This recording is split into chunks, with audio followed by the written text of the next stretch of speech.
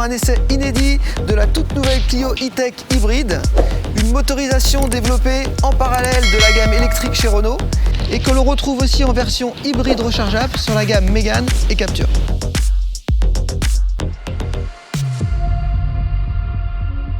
Allez, évoquons quelques points sur le design extérieur. On voit qu'on a des déflecteurs d'air qui sont incorporés sur le bouclier avant, mais aussi des badges E-Tech hybride sur les montants de portes centraux, ainsi que sur la porte de coffre arrière. On retrouve une jupe arrière qui est spécifique au véhicule et le béquet qui va favoriser l'aérodynamisme, et ça c'est très important. La technologie E-Tech hybride bénéficie de plus de 10 ans d'expérience de l'électrique chez Renault, mais aussi de toute l'expertise de nos ingénieurs en Formule 1 qui utilisent une motorisation hybride à architecture similaire. La technologie permet de bénéficier de tout le dynamisme offert par l'électrique et d'effectuer de réelles économies d'énergie, jusqu'à peu près 40% en centre-ville. Allez, on enchaîne, je vous emmène à bord.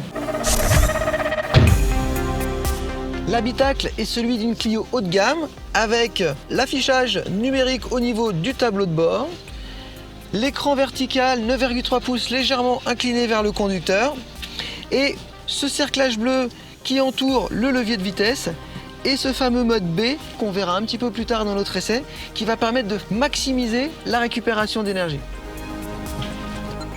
La première chose qu'on remarque lorsqu'on démarre cette Clio E-Tech hybride, c'est le silence. On n'entend rien. Logique, me direz-vous, puisque tous les démarrages se font en 100% électrique.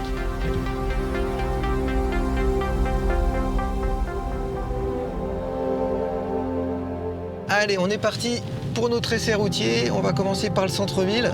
Comme je vous le disais, on n'entend absolument rien. On est vraiment dans le silence complet. Et ça va être vraiment qu'après quelques centaines de mètres ou quelques kilomètres en centre-ville que le moteur thermique va se déclencher. Cette motorisation a vraiment été pensée au départ comme un véhicule électrique puis thermique et non pas un véhicule thermique électrifié.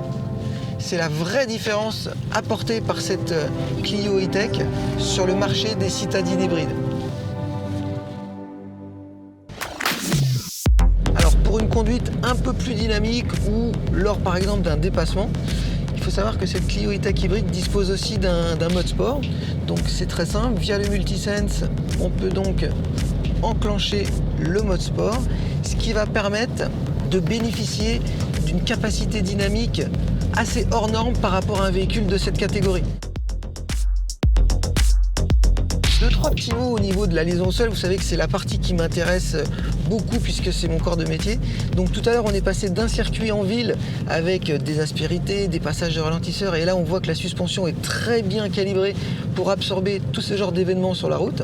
Maintenant qu'on est passé sur un parcours un peu plus roulant, grâce aux batteries qui sont quand même positionnées très basses au niveau du plancher, eh bien, cela procure une hauteur de centre de gravité plutôt basse et du coup le véhicule prend très peu de roulis et gagne en dynamisme. Une des particularités de cette motorisation hybride E-Tech, c'est sa boîte à cravaud. C'est vrai que ce système est énormément utilisé en Formule 1, mais aussi dans plein d'autres compétitions automobiles. Moi, j'ai eu la chance de beaucoup en faire, et outre le fait que ça apporte beaucoup de performance, d'habitude, les passages de rapport sont très rugueux, très agressifs, avec beaucoup d'à-coups.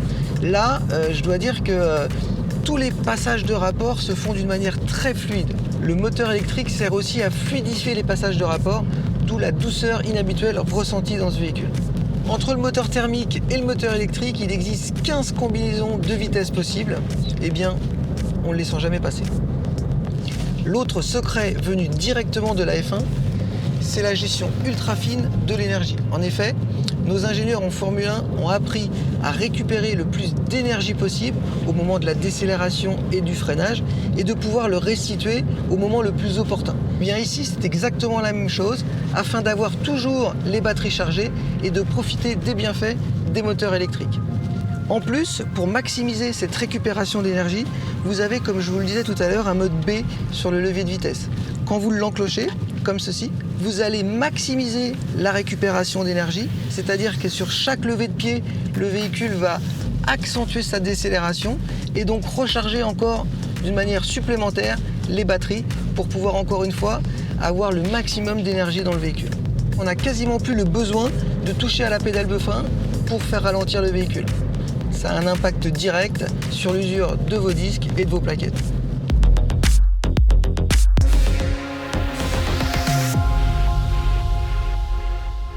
Et bien voilà, mon essai de cette nouvelle Clio E-Tech hybride se termine. Et franchement, j'ai vraiment pris beaucoup de plaisir à son volant.